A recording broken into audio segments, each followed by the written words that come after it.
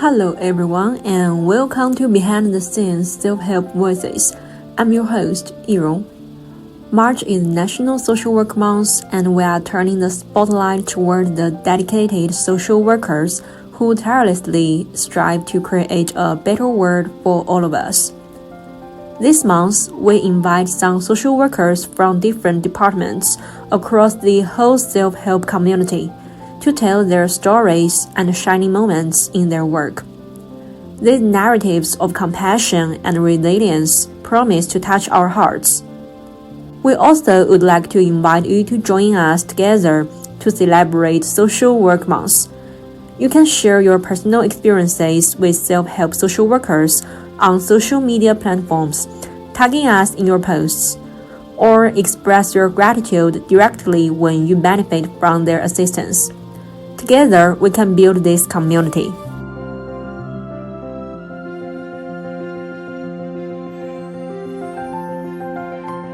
Our guest today is Shari.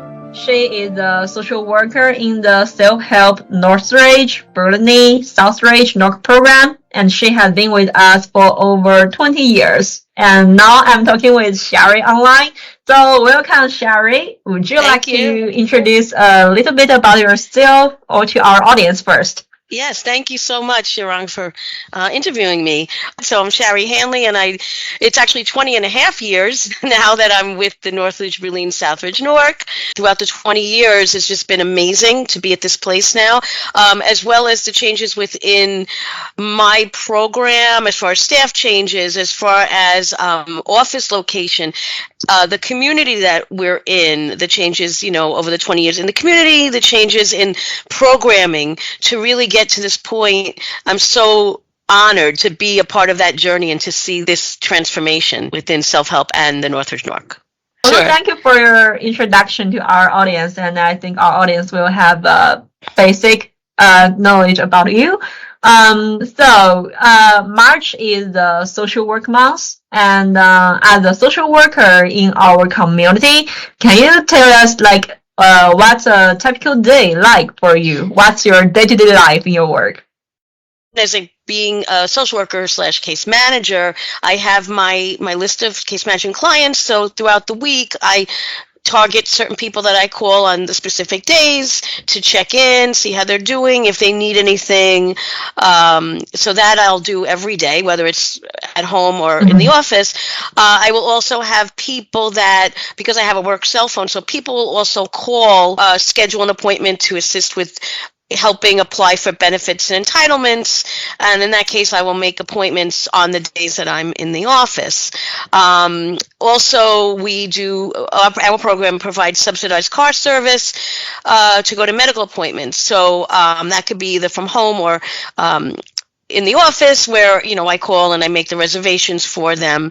And of course, being in the office, we have an open door policy, so, people can come in with other things. And if I have time, I will sit with them, or I'll schedule a home visit to meet with them at home to provide the supports that they need to age in place.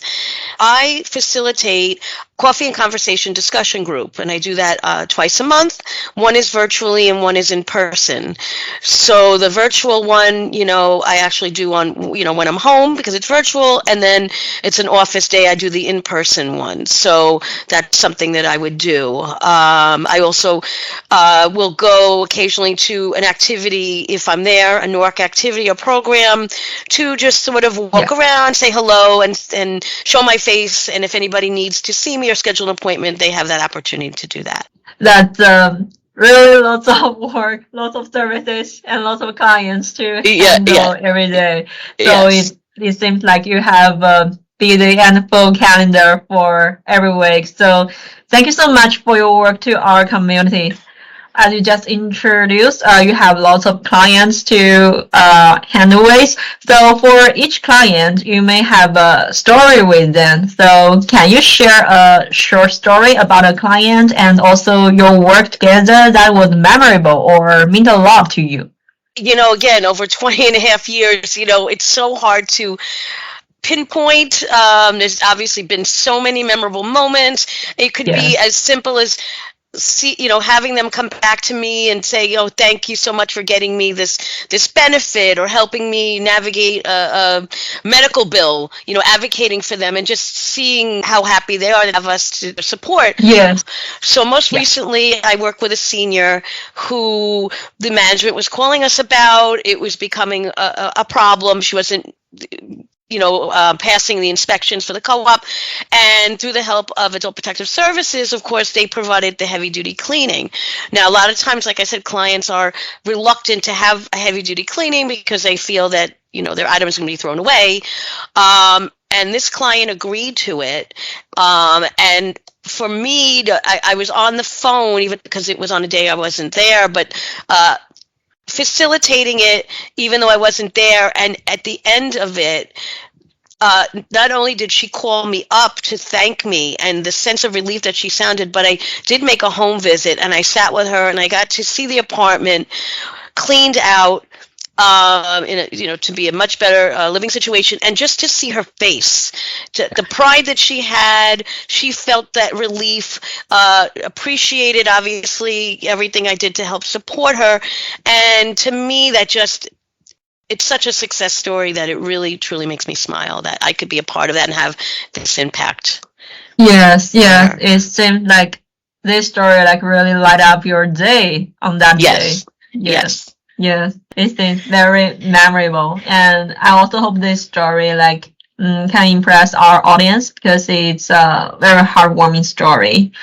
Also, I can feel that you are very busy with lots of things about your clients and also your day work. So, in all this work, what do you enjoy most about being a social worker?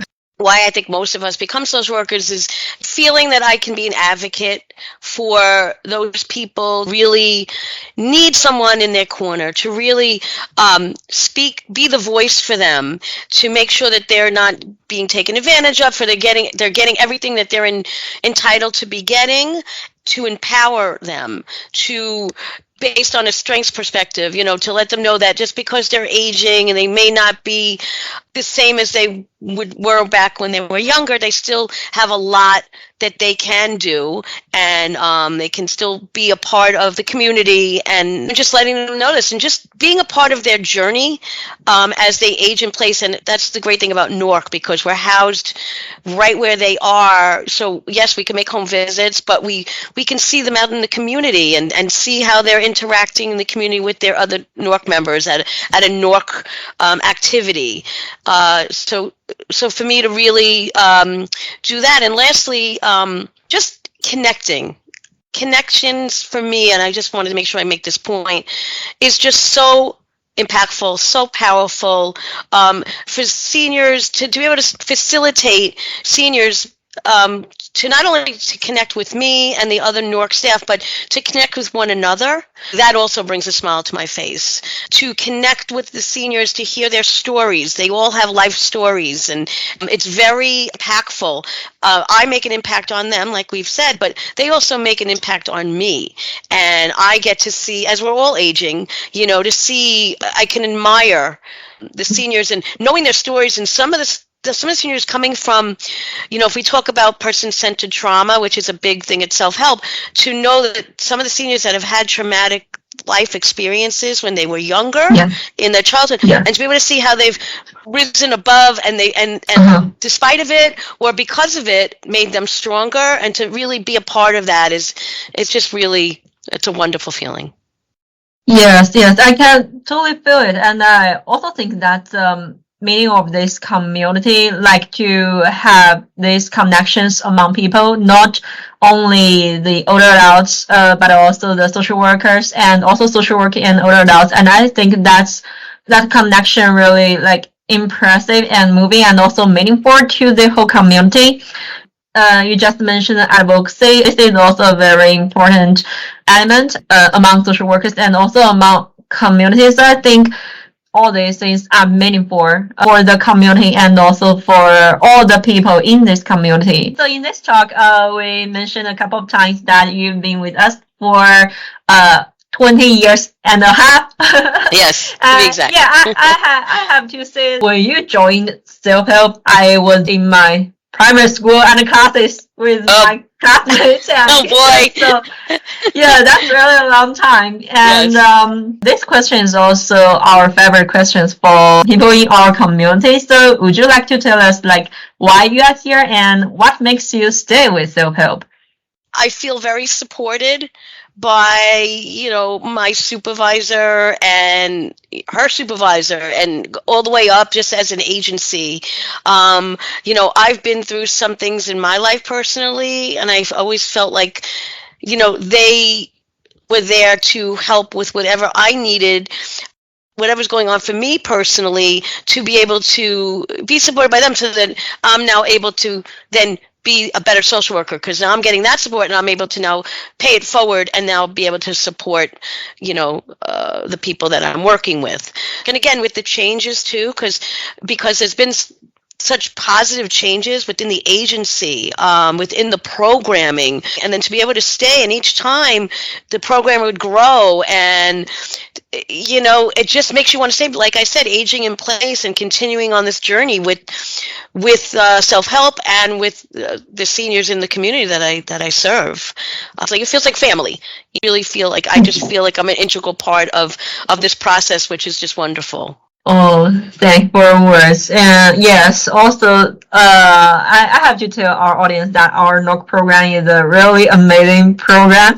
Every time I can receive lots of either the photos or the text from our members in NORC program, and I can always feel them. So yeah, they support each other. And also I think that's another element that this community exists and lasts for so many years. So thanks again for your work, Shari. Oh, you're welcome. My pleasure.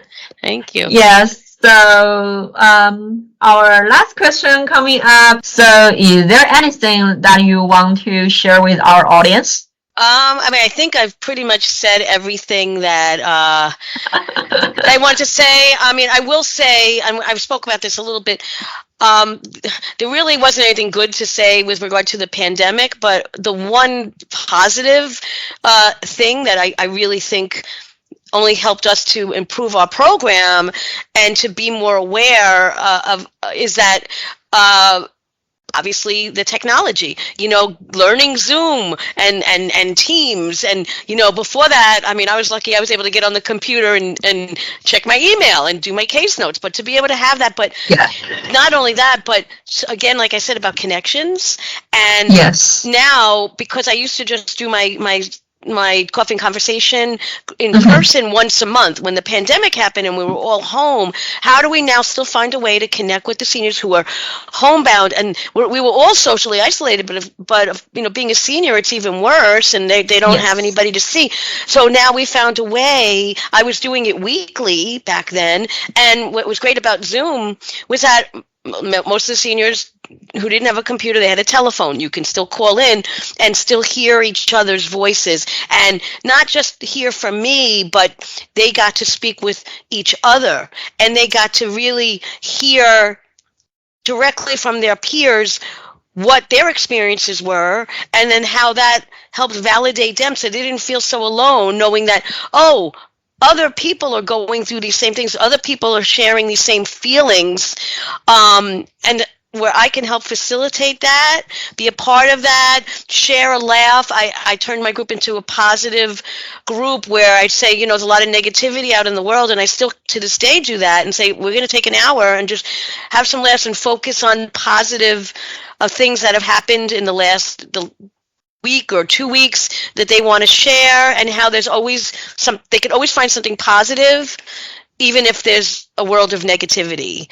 So I'm just so glad that I can be a part of that and help the seniors be able to find that joy.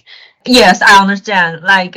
Although pandemic is almost ruin everything, but in this pandemic, feel like you use this technology and to connect them, and on the other side, it's also a way to grow with them, grow with this program, and learn something new. So I set up the more stable and more positive connections with everyone in this program. And last thing I wanted to leave you with is that my philosophy in life, my personal life and my professional one, is that if I can inspire someone and be inspired by someone, then that's a great day. And that's my approach when I work with seniors, when, I share a little bit about me and helping them connect to say, you know what, I might not know what it's like to be an older adult, but I know what it's like to, in my situation, have a disability, and how do I navigate it through the world with a disability. So I understand, even if it's not the exact same thing, I understand what it's like to have that, challenge. And by my sharing, it will help them to trust and open up to me. Yeah. So I'm glad that I'm able to do that. Totally understand. Like, it's very inspiring, like in this connection and also community. So yes, thank you so much for sharing with me, and also for joining with me and record this episode together. So these are all very attractive stories, and I also believe our audience will be very impressed through all this experience. At least I'm very impressed. Thank you so much. I really appreciate it. It means a lot. Thank you. Thank you.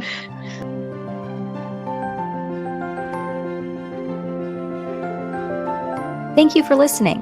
If you're interested in any topics, you can leave a comment or find us on Instagram, Facebook, LinkedIn, TikTok, and Twitter. Don't forget to subscribe to our channel. Hope you all have a great day, and we'll see you next time.